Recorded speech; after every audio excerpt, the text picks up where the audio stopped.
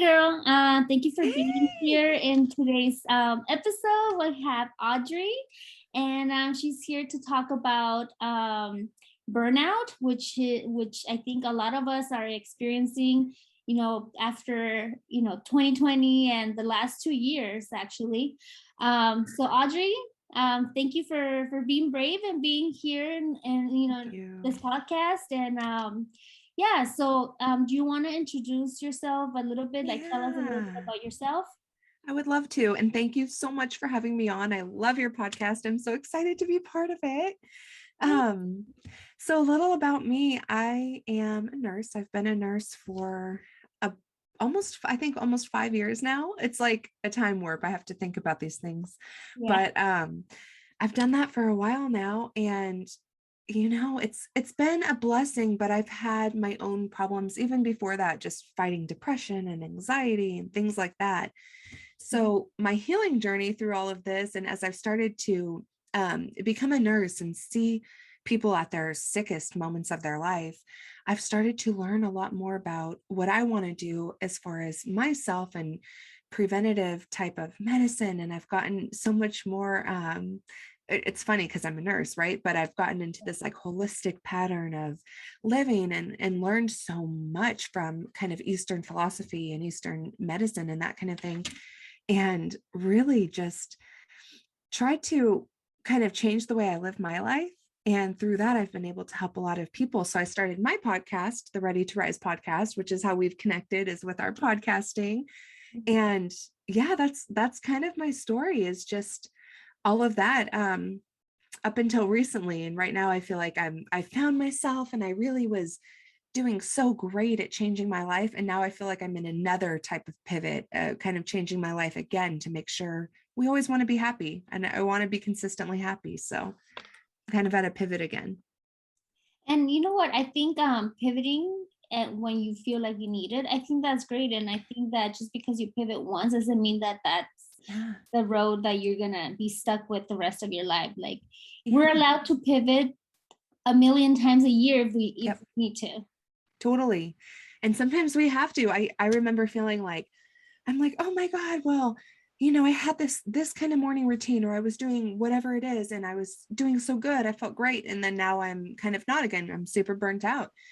And so it's like, okay, well, now I'm kind of learning again, like incorporating new strategies, which we'll talk about, new strategies into learning how to get through this burnout period. So yeah. And it's amazing, I think, to share it with people, because I don't think sometimes when we're isolated or we're not speaking about this, especially as women, because we feel like we have to have it all together all the time and look so perfect. And And do so it we all. don't always share it. Yeah. So this is amazing. Yeah, I can relate to that too. And I 100% agree about sharing our stories. Yeah. That's why I created this podcast too, to be able to share the stories and other women feel like they're not alone, because oftentimes Yes. I felt alone, and I've also struggled with the whole burnout. Like I feel like I was complaining and, Mhm. why complaining, if I have quote unquote things, good or whatever. Yeah. But sometimes, you just feel like, whatever worked in 2020, let's say, Yeah. whatever worked in 2020 didn't necessarily have to be working in 2021. And it's Exactly. completely fine to let go of some things and work on yourself. Yeah. And sometimes we have to. So yeah, I totally agree with you. Just making it like a guilt-free process, Yeah, because that way we'll actually do it for ourselves. of course. So what are the events that led you, or I don't know if there's events or just like little things or one major thing, like, but what led you to burnout? Yeah, honestly, I didn't even really notice that I was burnt out until oh my gosh, this is such a vulnerable story, but I want to share it because we all go through it. There was one night I remember just so stressed I couldn't sleep, and it was like 2 a.m. And I woke up and I went to my fridge and I was eating cookie dough at 2 a.m. out of my refrigerator. And I was like, whoa, like, hold on, hold on. That's like a type of behavior we all indulge from time to time. But I was like, that is a strange type of behavior I've never done before. So that was kind of like one of those bottoms where I realized something's really wrong and I need to fix it. I think kind of everything started definitely with COVID, the whole pandemic. Just being, all of us, everybody, it doesn't matter where you lived, we all felt some type of stress during that time because we're facing something completely unknown. We don't know, at that time we weren't vaccinated. We didn't know how it could affect us, how it was transmitted. I remember all of us like, it goes through your eyes, or, somebody even coughs and they're in your neighborhood, like you can get sick. Or as nurses, we were freaking out. And just all of that, the unknown was so scary. Then you take on top of that and you add the isolation that we all experienced, and again, it doesn't matter where you live. If you couldn't see loved ones, or we're so scared to go to the store even, or just any of that. Or I remember people look at you funny if they're next to you at a stoplight and your windows are down. I mean, it was so isolating. So it was so isolating for all of us to feel like we couldn't even go to the store or go do anything. So that causes so much stress and so much burnout. And for me, on top of that, is I was, or I still am, a COVID nurse at that time. And we had no idea what was happening. I went to work and was just kind of thrown into that type of nursing one day, of course, without preparation, so we didn't know. And as that continued on for the last 2 years, it has been so challenging. There's all the COVID floors tend to have a minimal help because they meaning like hospital, management or whatever, people making the decisions, they don't want to have so many caregivers exposed to COVID. So they limit the amount of personnel allowed on that floor. So minimal help. We're all kind of doing everything together. The kitchen would like drop the trays off in the front of the door, and we'd have to go and get these patients' meals and bring them in. I mean, just that kind of thing. It was so much extra work for us. And burnout occurs when we feel completely stressed, but then have limited resources on top of that. That's what generally leads to burnout. Plus, on top of that, when you have an extended amount of emotional stress as well, watching people pass, watching, loved ones not be able to come in at the bedside to say goodbye to their family members. And I mean, I could go on and on about the emotional stress, but it was very difficult. So I think when all of that compiled for me, and I woke up one night and I was just like broken down, and I just felt like, how do I deal with this stress? Because I'm seeing now, at that time, the patterns that were then affecting me. I wasn't working out as much as I used to. I wasn't eating so healthy. I was starting to get very grouchy, which is not my personality. I wanted to call in sick, and take time off work. But then the amount of guilt that I felt leaving coworkers there to deal with things without myself being there, of course, made me feel even worse. So I wouldn't do that. But yeah, it became like almost this spiral, because as we don't take care of ourselves, the burnout can get even worse. Right. Or, you just start experiencing also all these physical symptoms, right? Getting sick yourself. And Yeah, or weight gain was an issue. I had lost a lot of weight before COVID started, or kind of at the beginning, and then started gaining most of it back, just even from the stress or skipping meals and then eating something very heavy. Stress makes us keep weight on as well. That, and then just the mental health, where instead of coming home and wanting to maybe read a good motivational book or something like that, I'd come home and just go straight to bed because I was so emotionally exhausted. yeah, I'm sure that must be really hard. um I mean, right now, I'm not sure how things are, but I'm sure in the beginning was horrible to see things that kind of unexpected, because it's a pandemic that no one expected, right? And it just came Yeah. out of nowhere, and things were very unknown, like you said. for a few months. And yeah, I can only imagine the stress, the mental and emotional stress on top of, body stress that you Right. went through. Yeah. So fast forward a little ways. I'm very thankful for my fellow coworkers who we all finally just kind of looked at each other and a few months in, and we were like, you know what, this isn't ending. Like, this is kind of a horrible situation that we're all in. It's really hard what we're going through, and it's not ending. So instead of us constantly being on this high level of stress and being like, go, go, go at work, we need to start figuring out how we are going to incorporate some kind of self-care during that 12 and a half hour shift. And one friend of mine, she was training for, I think, a marathon at that time. And so she's so interested in drinking water. And I love her for that. Add And more she water just every day, yep. She's like, okay, guys, we haven't been doing these last few days because we're just so busy, but we have to just, stop. We need to drink our water. And then my next thing was like, okay, guys, I know that working out helps me a lot, even if it's just kind of a 15 or 20-minute workout. In the morning time, when our stress hormones are all very high, it's good for us to do some kind of workout at that time to kind of bring our bodies back into like a balanced state. So I was like, okay, guys, like we all matched up our iWatches, like, let's do some workouts, like, let's encourage each other, let's get going.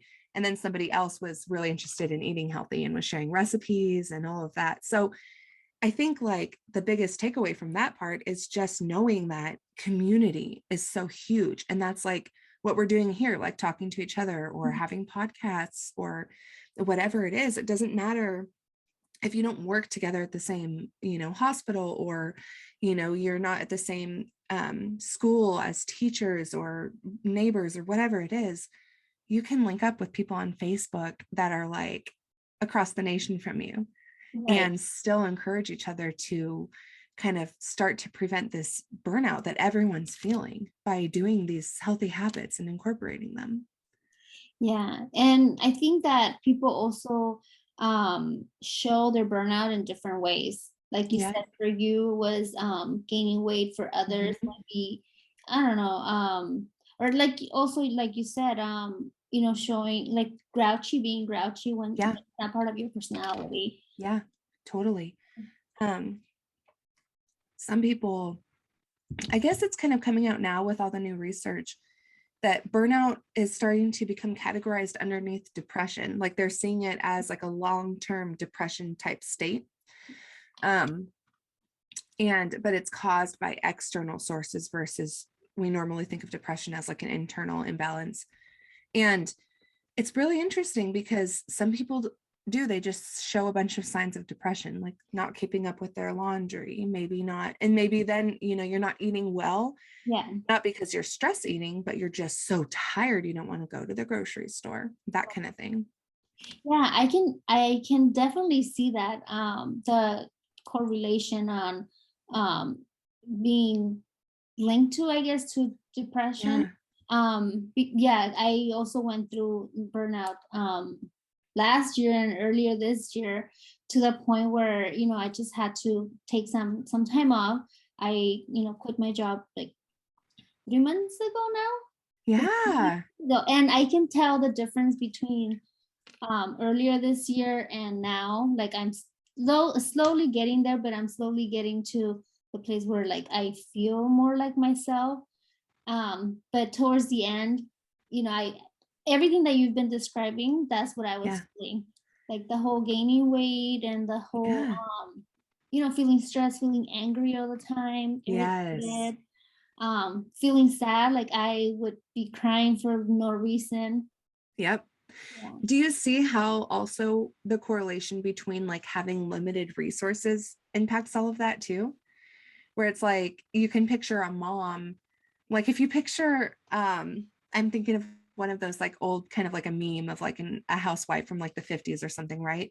Who maybe isn't working but has like several children, and she's trying to iron her husband's suit and like cook dinner at the same time, vacuum, and then talk to her in-laws and like, help them. And then her husband comes home from work, and she's then tending to him as well. And it's like that in itself is just the picture of burnout, because Mm-hmm. instead of being able to do all of those things easily, like we pretend like we can as women, Yeah. it's truly like a recipe for burnout because we don't have resources. Like that's why nowadays so many of us seek external resources, like maybe a lot of people are doing like the grocery delivery or getting food delivered to their homes or sending their laundry out, that kind of thing. And that's all because we're so tired. We don't have resources necessarily in our jobs, or maybe with the whole COVID pandemic happening, we maybe had a hard time with daycare for kids or whatever. So then we're seeking other resources instead. Yeah, I think that makes sense. For me, you know what, I don't see that kind of, Uh-huh. maybe there is, it's there, but I don't see it, or I didn't see it. For me, it was more of, just kind of like not going with the flow necessarily, but just pushing through Yeah. a lot of like hard things, and Mm-hmm. not taking the proper care of myself and taking Mm-hmm. breaks. Yeah, we do that. Like if we feel that there aren't enough, like I'm going back to the resources, but like if you feel like there aren't enough resources, like maybe a husband who isn't able to cook the dinner or whatever, something like that. Um, and then we feel like we have to do every single thing. That's what causes us to then start to feel all of that, like feeling so grouchy or feeling like, I'm not getting any sleep because now I have to stay up later and do all these extra things. And then I think it kind of goes back into the whole societal pressure that, we all talk about so much, where it's almost like we're shamed if we ask for help. Yeah. And or that's just, it's not fair. or we feel shame too, because I mean, I'm speaking for myself as well. Taking breaks, because we Yeah. don't want to seem as like Yeah. weak, or not being able to handle things. But Yeah. yeah, like you said, we're not meant to handle all the things and everything. No, we're trying to do way too much. And like technology has kind of caused that to happen for us, or just this whole like, era that we're in, I guess, where it's there's a movie, it's called, I forget what it's called. It's like how does she do it or something like that. Uh-huh. But it's like a mom, who's super busy doing all the things, and she literally gets like 2 hours of sleep a night. Wow. And we just can't sustain that, but we feel like that's what we're supposed to be doing. And so we don't give ourselves a break. So I think like as we talk about healing burnout and trying to, become the best version of ourselves and that kind of thing, it really, really is important to make sure that we are asking for help, that we're taking things off of our plate. Like I always make the joke about the store-bought brownies, because I feel like everybody thinks they have to stay up till 2 a.m. and make all these homemade brownies for like the bake sale at the kids' school or something. Just buy the, Costco or whatever brownies, like who cares? Um, we need to focus on our self and our self-care. Yeah. Yeah, because my thing is that if you don't take care of yourself, then how can you take care of others? You can't, yeah. And who's going to do it for you? Right. You have Even to if fill you up have, your own cup. You can't yeah, pour from an empty cup. exactly. You can't. And nobody's going to stop you and say, like, you need to, do this for yourself. And we have to be able to do it for ourselves. That's the most important thing. I think now that I've really recognized burnout and I'm learning kind of how to do that for myself, I've I have learned how to say no, which is really hard. That's like one of the first things. I've always been the one, they always call me if there's a shift that needs to be picked up at work, or, family always calls me if I need to babysit or pick up someone's dog from doggy daycare or whatever, right? Yeah. And now I'm learning like, no, I can't. And it doesn't mean that I don't love them. It doesn't mean I don't care. It just means I can't fit that on my plate right now. Yeah. And that's one of the first things. And then that allows me to have that time to take care of myself and, to be able to meal prep something that's healthy versus ordering in, or that kind of thing, or getting to, my workout routine. Yeah. I'm also working on the whole meal prepping thing. We did it, or I used to do it for sometime a few years ago.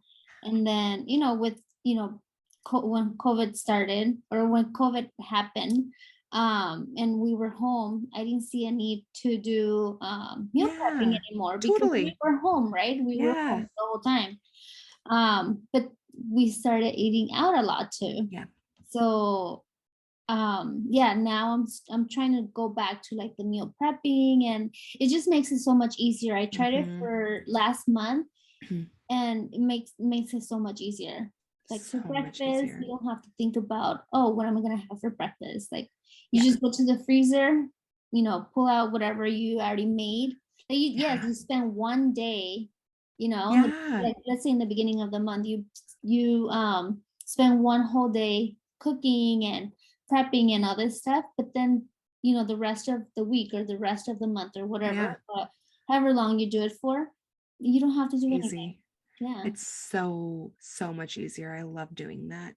And I hate cooking. I despise cooking. But sometimes I'll get things that are easy to meal prep for me, like, salad or whatever.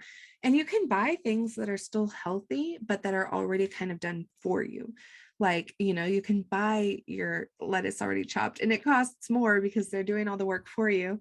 Right. But, you can still find a lot of things that are here. I don't know if they have it where you're at, but here at our Sprouts market, they have like cooked chicken, like it's already cooked and shredded, but there's nothing added to it.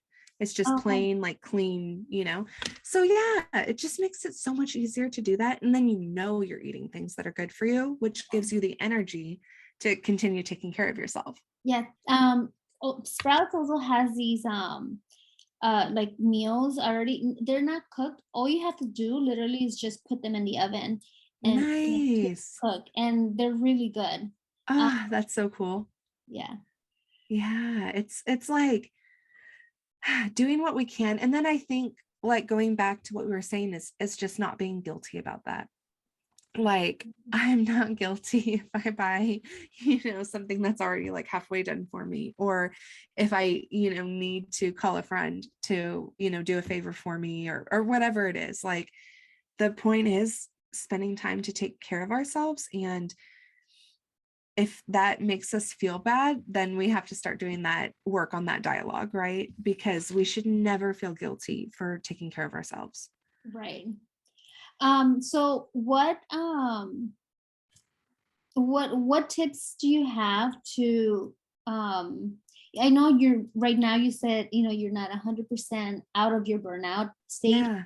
I'm not either. I'm still working, and I think it's a work in progress, and it's every day you take 3 steps forward, and then the next day you take two Yeah. steps backward, but as long as you keep moving, I think that's what counts, right? Mhm. But what tips do you have to to move forward and to move out of that burnout? So I think definitely number one is we've already talked about it, but just don't guilt yourself. Don't guilt yourself for the past and don't guilt yourself for setting boundaries in the future. Biggest thing we all have to do.